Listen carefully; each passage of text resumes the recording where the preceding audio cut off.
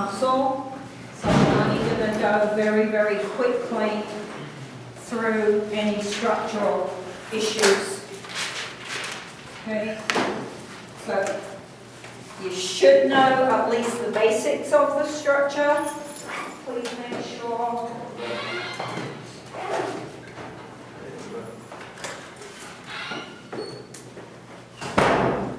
Please make sure that you look that over and have a clear picture in your mind, because otherwise some of this over the next couple of days is going to be a little bit more confusing, right? Because the structure plays a role in the things that we're interested in from a movement perspective. So objectives, as always, make sure that you have a look, compare the list on the PowerPoint to the list at the beginning of the chapter. Sometimes I take some out because they're not as crucial, in my opinion, for what I'm trying to get you to learn from the chapter. Right? I don't want you to spend time learning objectives that I'm not even highlighting as key at this point. Alright, so basic organisation then. We've got the full muscle, the outside layer of connective tissue that kind of holds the muscle together is called the epimysium. And the next kind of level, there it is, the next level down, we've got bundles, right, that epimysium holds together. And they're the fasciculi. And the fasciculi, then each kind of fasciculi is also a set of bundles. So if I go down another level, then I'm looking at a muscle fiber, myofibrils, and ultimately I'm going to end up looking at the protein filaments that are within the myofibril, okay, the muscle cell. Right? So it's just which level of bundle am I looking at? And what we're interested in, particularly when we're looking at muscle contraction, is what's going on at the level of the protein filaments.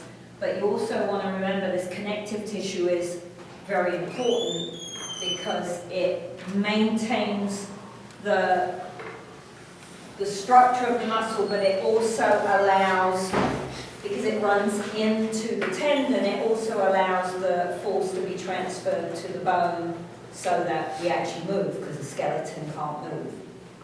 Okay. So without that connective tissue transferring force to the bone, we wouldn't see movement anyway, regardless of what's going down in the cell.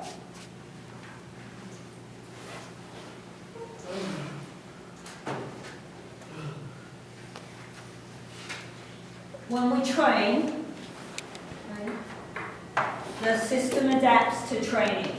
So we see adaptation at the level of the proteins. We see adaptation in force production and moving force through the connective tissue to the bone. Right? So we also see adaptation at the connective tissue and tendon level, and you'll also see adaptation where the tendon connects to the bone. So if you look at a skeleton, then typically you can identify whether that person was left-handed or right-handed, because when I apply force to the bone lays down some extra cells, and so the connection lump on the bone is larger on the side of the body where they're dominant, right? Because that's the side that does more work and has more force applied. So you can actually identify a skeleton as like right-handed or left-handed, typically.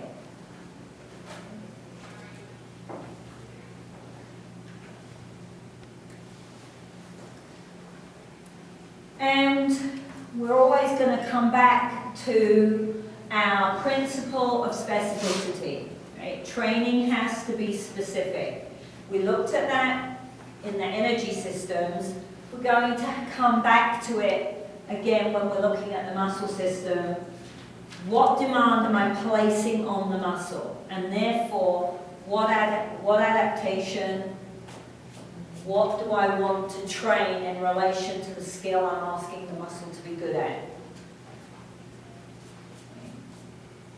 Do I want it to be very good at running long distances? Do I want it to be very good at short, sharp power type activities? It's very difficult to train a muscle to be good, very good at both those things. Right? It can be okay at them, but it can't be great at both of them. So the specificity of the skill, the event, the activity drives what we see going on in the muscle. Does that make sense? All right, so specificity is key. If you don't tie up the training and the understanding of the physiology to the event, then you could be wasting your time with the training. So, already mentioned quickly, connective tissue adds force and power production. It's elastic, so if I pull an elastic band and I let go, it goes ping. Right? There's lots. I store force by pulling it, and when I release it, the force is released.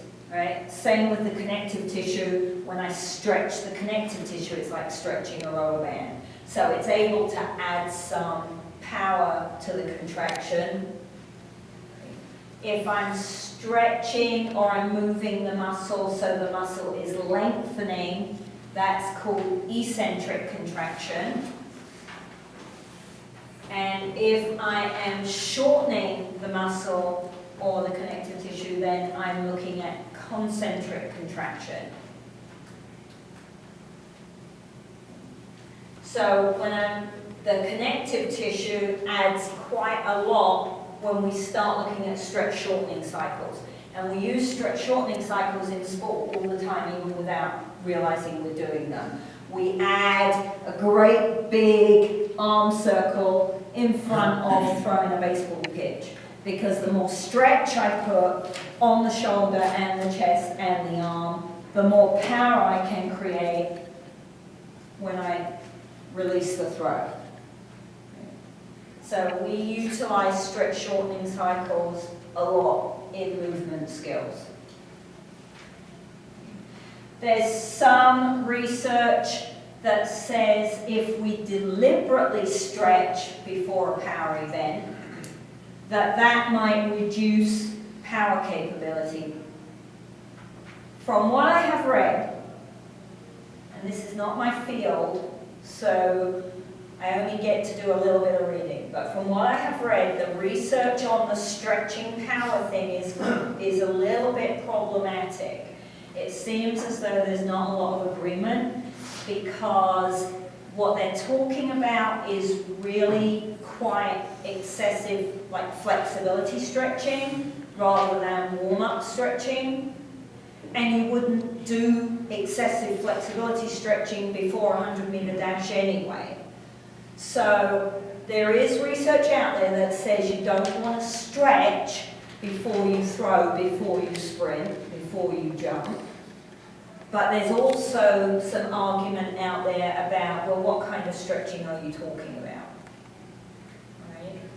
So just be aware when you're reading that information that not all the literature out there agrees with each other. I'm not sure that what they're suggesting is you should not warm up and stretch before you sprint. That does not make logical sense to me. So just make sure that you're aware. Another time we really use the stretch shortening cycle is when we're doing plyometric type training, which a lot of you do. Right? So when I jump down from a height, as I land, I bend my legs, I elongate the quadriceps. Are the quadriceps contracting, or are they not doing anything at that point? What do you think?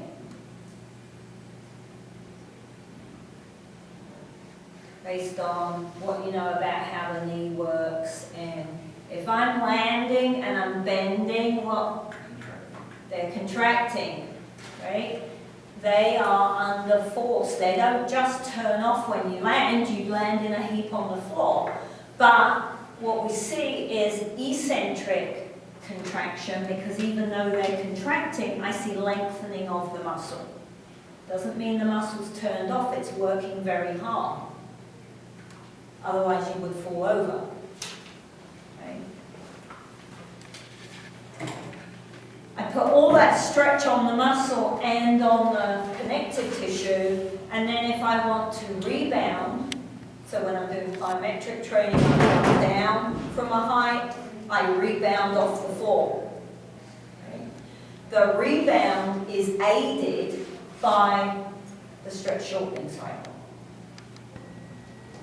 By putting the stretch, I see faster contraction, more power in the contraction. Tomorrow when you do vertical jump, one of the reasons it's important that you pay attention to the procedures on the vertical jump is quite often we test vertical jumps. I know some of the coaches do it this way. We go, right? Well, that's great, but that didn't test power because I put a whole heap of stretch shortening cycle in there as well. Okay. So when you do a true vertical jump, you've got to cut out the aid.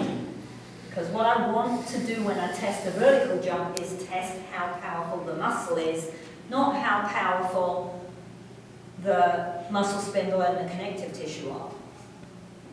Okay?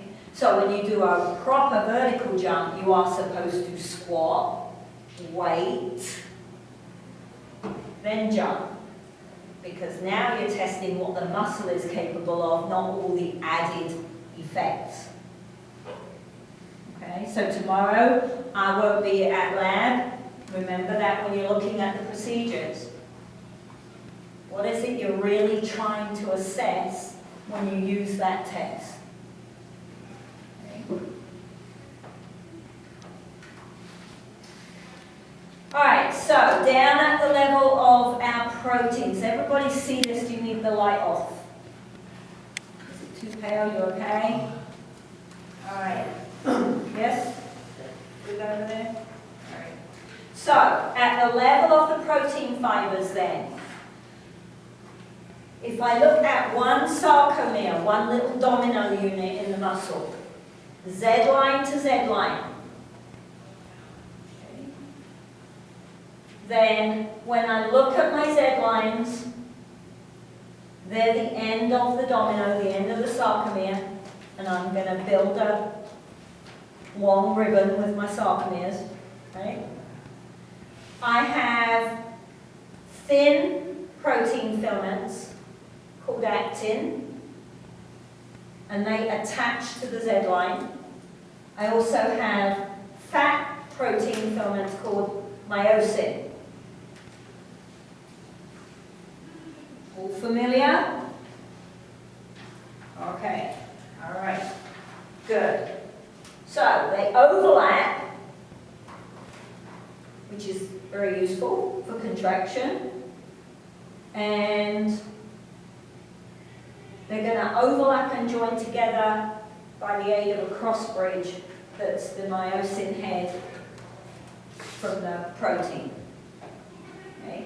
The other thing you want to pay attention to at this point is the fact that we call the thin protein actin, but it's actually not just one molecule. It's 3 different molecules that are wrapped up together. So we actually have actin, tropomyosin, and troponin, and they're all wrapped together to make an actin filament.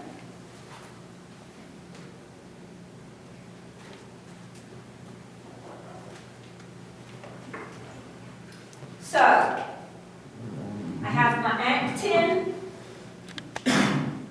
One end of the actin is attached to the Z line, the other end just projects into the center of the cell. Okay? And on the actin is an active site. It's like a sticky site, a little blob of honey. Okay?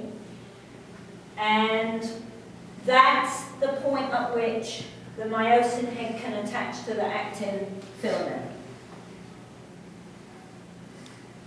And what happens is that active site is sometimes covered over, so the muscle isn't contracted all the time. We don't walk around, most of us.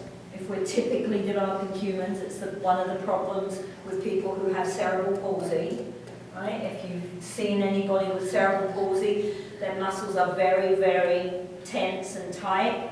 Somewhere in the mechanism, there's a problem because there's too much tension, too much contraction in the muscles all the time. Most of us are not walking around with our muscles fully contracted all the time. So we have to have a way of turning the contraction on and off. So sometimes the receptor site is open and sometimes it's closed.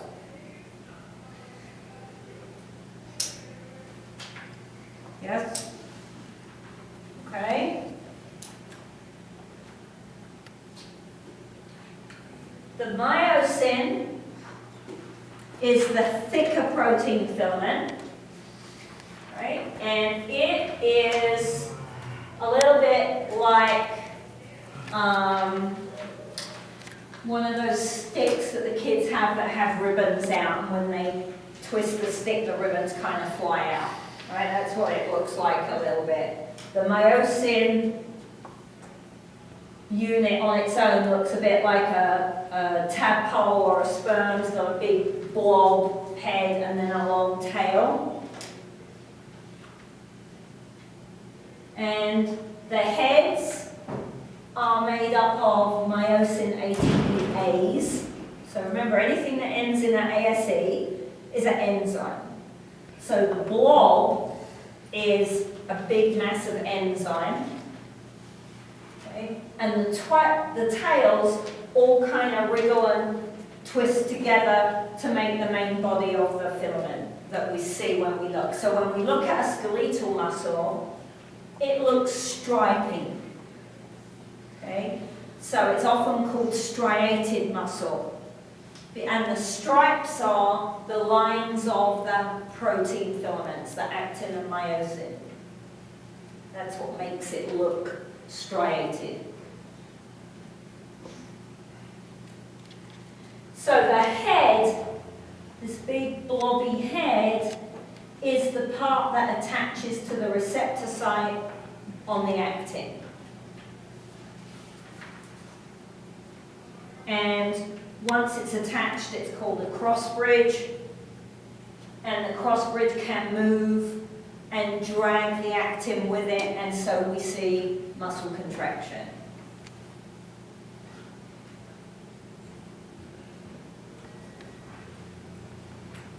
Following so far? Nothing new? That should all mostly be review, I think. All right, so we'll come back and look at sliding filament theory a little bit more, but first we need to look at what kinds of muscles we've got, because we want to be looking at how do they impact the movement that I see. Bless you. Bless you. So,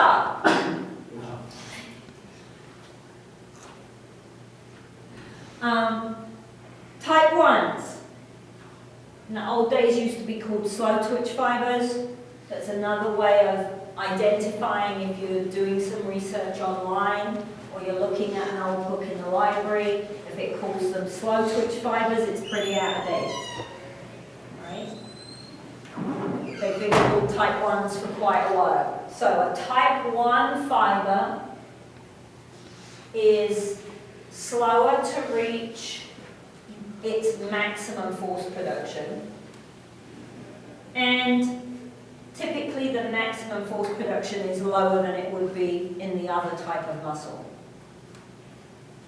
And a type 1 fiber is really, really good at system 3 energy production.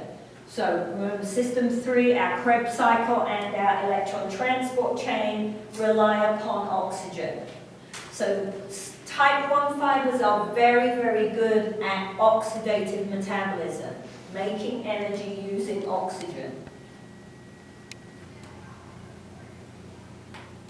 And they're pretty fatigue resistant. They can keep contracting for a long time because the way they're contracting uses oxygen. And we looked at that system, we said as long as I've got oxygen coming into the cell, I can keep making ATP because I don't create any acidity in the cell. So as long as I've got enough oxygen coming in to pick up those hydrogens, I can keep going. Right? So that allows them the opportunity to be pretty fatigue resistant. Right? Type 2, my other main subgroup, is what used to be called fast twitch fibers. And they're a little bit different. They're able to develop force very quickly, and they can develop very high forces, but they're really not good at using system 3 to make ATP. They are system 1, system 2 predominant. So that means they're not very good at using oxygen, if at all. Which is okay, except that if I'm not using oxygen, then I'm building up high acid levels, which means I fatigue quite quickly. So I'm very good at doing things that need a lot of force, but I can't keep them up for very long because I build up too much acid level in the muscle. So I fatigue quickly. Right? Now, a couple of things then we want to pay attention to. Wouldn't it be great if I want to be a marathon runner and so I can train and make all my muscle type 1? Because type 1 is fatigue resistant, it can use lots of oxygen, and if I want to be a world-class marathon runner, then obviously I would need a lot of type 1 fibers. On the flip side, I want to be a 200-meter runner. Okay? And so I don't need any oxygen to run 200 meters. It's very fast, it's very quick. It's well within my anaerobic capabilities for making ATP. So it would be really great if I can train as hard as I can and then turn my muscles into type 2 muscles. Right? It's not what happens. Okay. So how much type 1 and type 2 fiber you have is mostly genetically determined. So you have very little control over what you've got.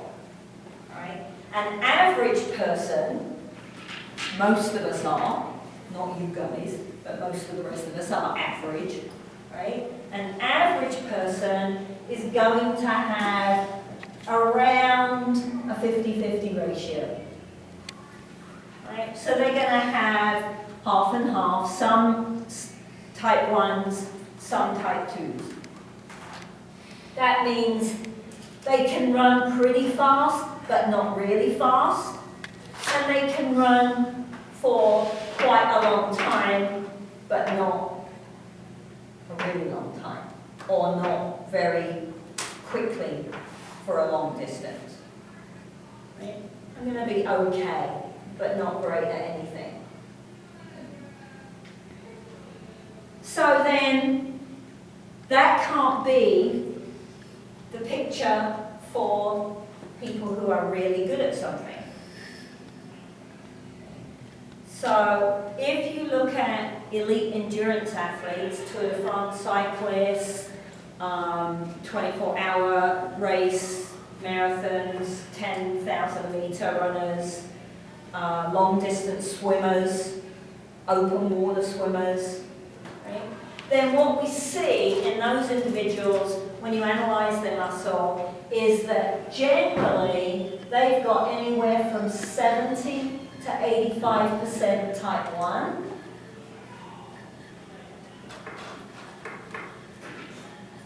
And a 15 to 30 range of type 2s.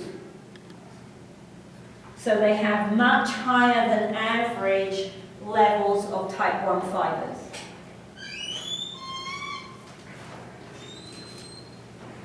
If I look at an elite sprinter, if I look at a gold medal 100 meter, 200 meter runner, or I look at a world-class triple jumper, or I look at a world-class basketball player, then what I'm going to see is that they have somewhere around 60 to 70% type 2 fibers and a 30 to 35% type 1 fiber. So they have a lot more very powerful muscle fibers than an average person.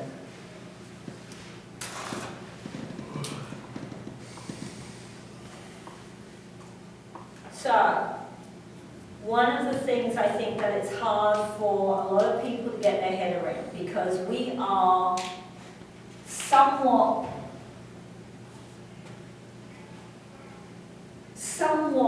just completely mind-washed over the idea that if I try hard enough, if I work hard enough, if I'm consistent enough, if I want it enough, I can do whatever I like. I don't know who came up with that idea, but it's really bad. It's sure as heck is not true in moving. It's actually not true academically. It's not true socially.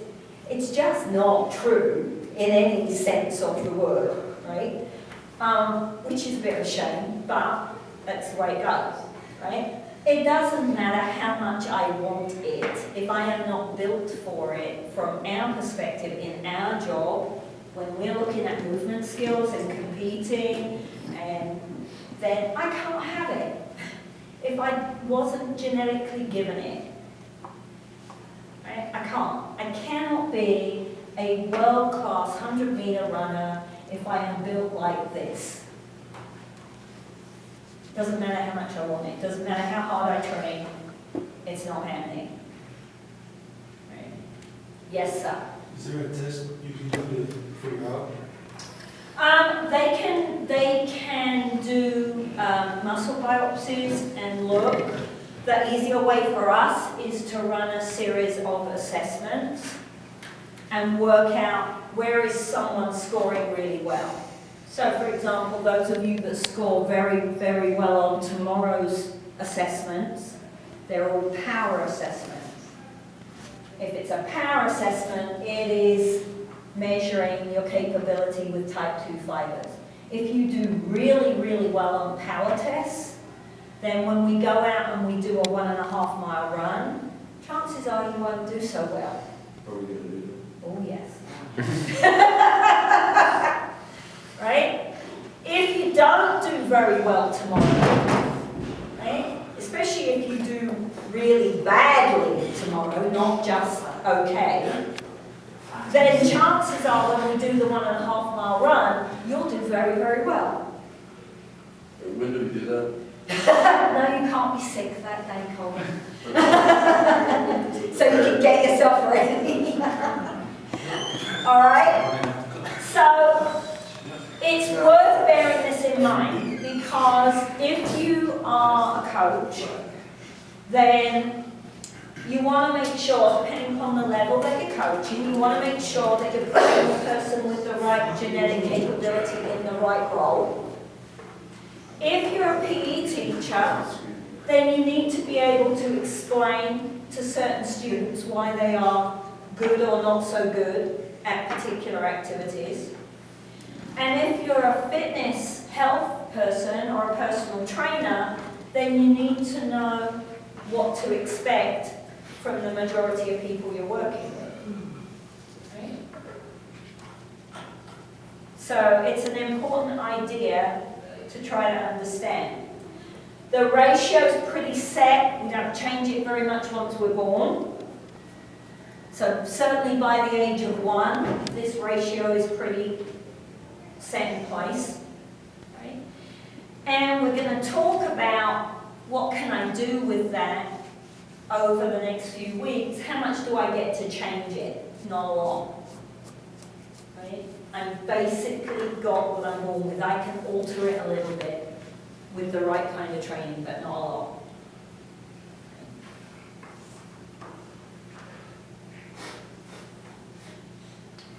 So, type 2 fibers are actually divided up into more subcategories.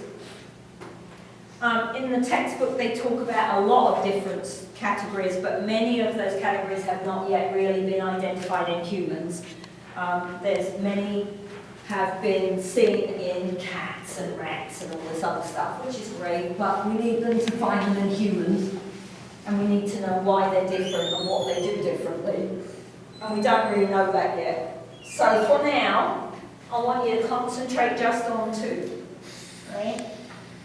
I have my type 1, and my guess is at some point in your lifetime, they are going to work out that type 1s actually have subcategories. Right? But at the moment, we just have type 1s. And we're going to have a type 2A and a type 2X. Right? Another identifier, if you are looking at something that's out of date, type 2X used to be called type 2B. So if you're looking at a website and someone's whiffling on about type 2Bs, they're pretty out of date, because they haven't been called that since I was in school, and that was a long time ago. Okay. So, type 2A, type 2X. Type 2A is our kind of glycolysis type fiber. It can use a little bit of oxygen. It's really good at using carbohydrate. And it can produce quite a lot of power. My type 2X is very bad at using oxygen, doesn't use very much carbohydrate, creates tons of power very quickly. Very good at using system 1.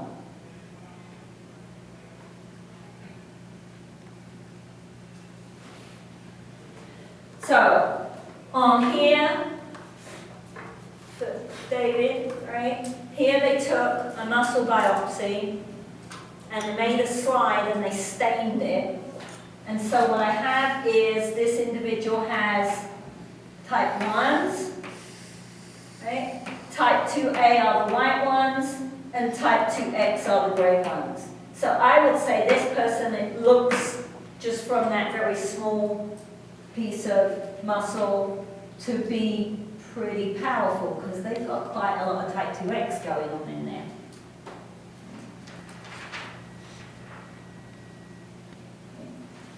When we train muscles, then what we see is not, so this is cut through, each of these is a muscle cell, right? I don't add more muscle cells. We don't see a lot of that. But what I do when I train this muscle is I make these cells way bigger. I chuck in more protein, and I make them larger, fatter, so they're stronger. But I don't add more muscle cells very much.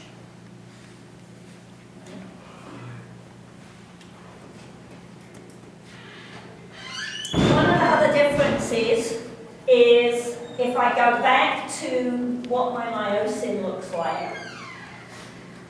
Okay. This head, we said, is made of myosin ATPase. It's an enzyme. So one of the other differences that we see between a type 1 and a type 2 is the level of myosin ATPase that it has, because how quickly the myosin can attach to the actin and move depends upon how quickly the myosin ATPase can break down ATP. So in a fast fiber, in a type 2 fiber, we see myosin ATPase that's very, very effective, very quick. And in a type 1 fiber, we see myosin ATPase, but it just works a little more slowly. Right? So it breaks down ATP, I can see muscle contraction, but it doesn't do it quite as quickly.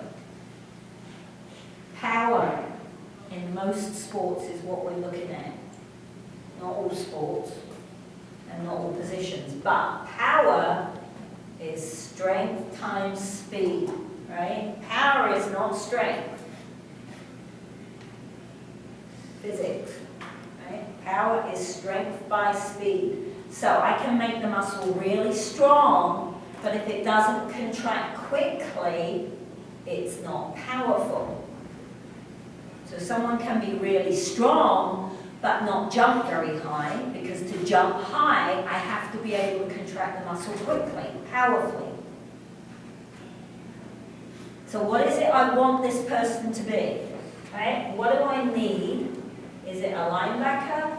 Is it a quarterback? What's the difference? What do I need them to be able to do?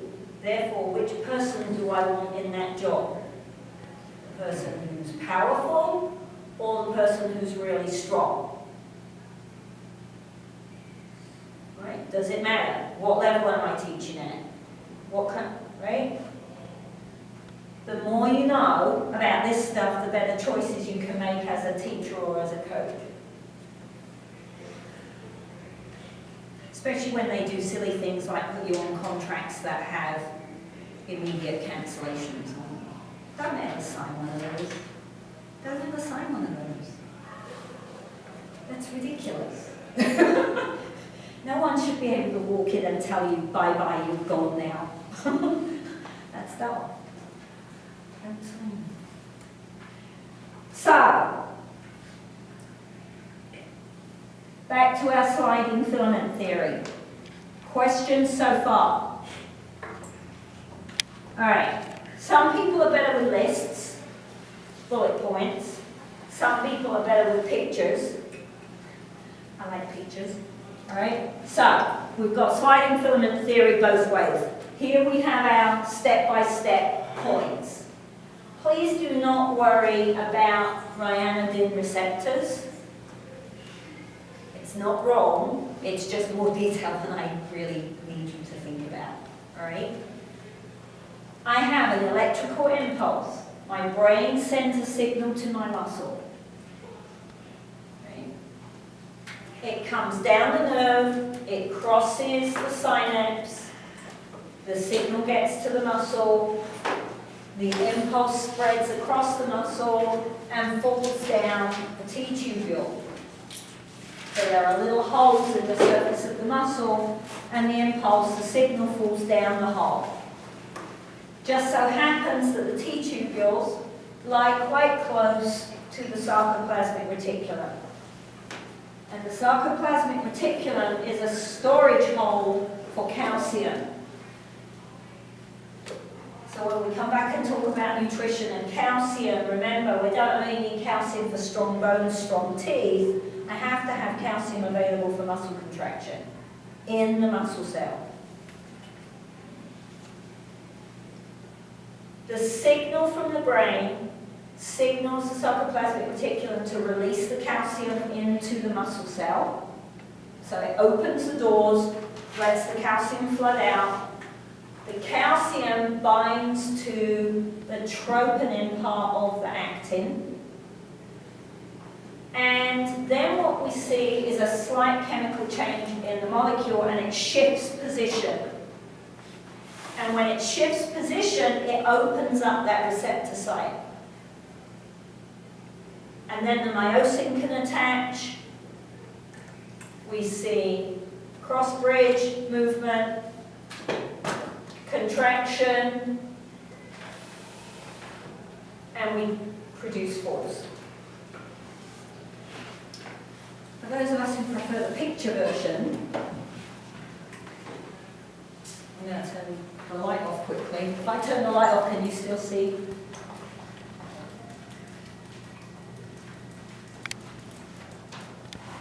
And this diagram is in your book, all right? Here's my signal from the brain. Here's the end of the nerve. The brain says, you need to move. I want you to contract. Signal comes down, comes across the synapse, and we're going to go back after we've done muscles. We're kind of working backwards. Then we'll do the nerves and the impulse.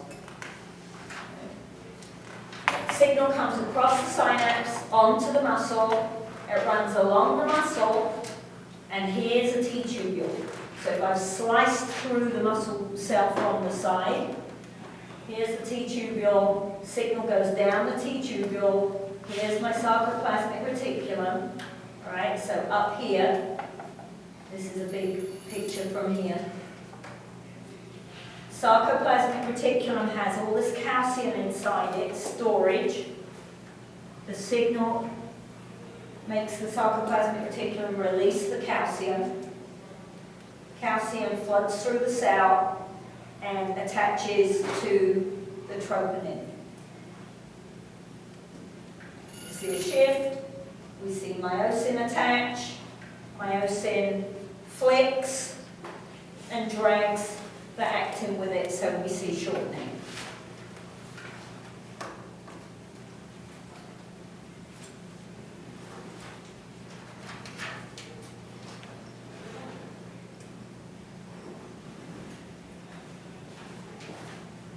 Again, follow that sequence. Makes sense?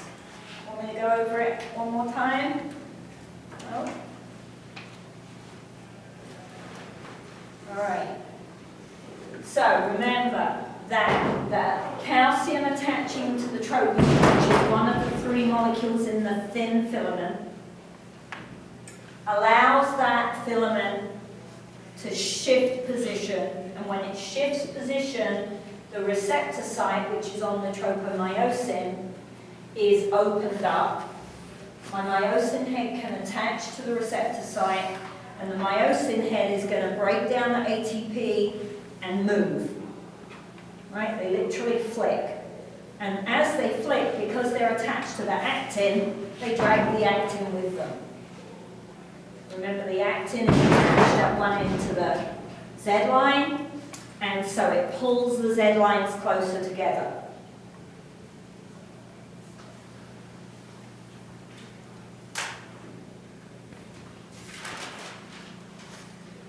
So this set of diagrams is trying to indicate that. Now, once it's moved, it has to disassociate from the actin, cycle around, and attach to another receptor site. So it does this. All the time there's calcium available in the cell, the myosin head is going to drag actin, and we see contraction.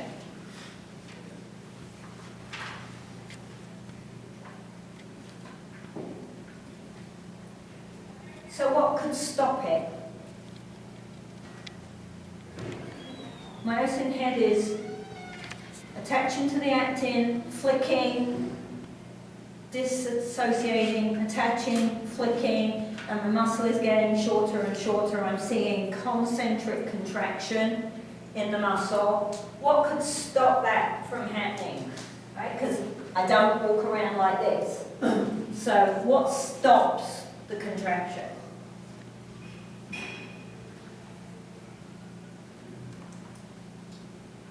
What do I have to have available in order for the contraction to occur in the first place? Calcium. Calcium, all right? So, when the signal from the brain stops, the sarcoplasmic reticulum stops releasing calcium, and it starts being moved back into the sarcoplasmic reticulum.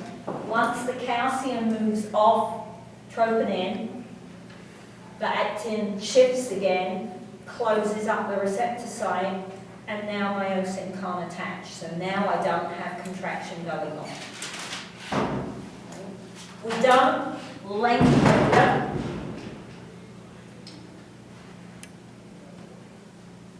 We do not. All right, let me do it this way. If I contract this muscle, all of that just happened. I turn the signal off, I turn off the calcium release, I turn off muscle contraction. I do not turn it on to lengthen the muscle out again. It comes out because I move my arm and gravity pulls on my arm and the muscle isn't contracted and so my arm moves. So I can turn off the calcium. That's the typical picture. I could run out of calcium, so the signal is still coming in from the brain, but the sarcoplasmic reticulum ran out of calcium to dump out into the cell.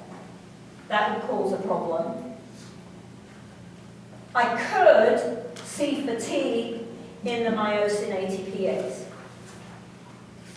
I could run out of ATP, and so I couldn't see the flick.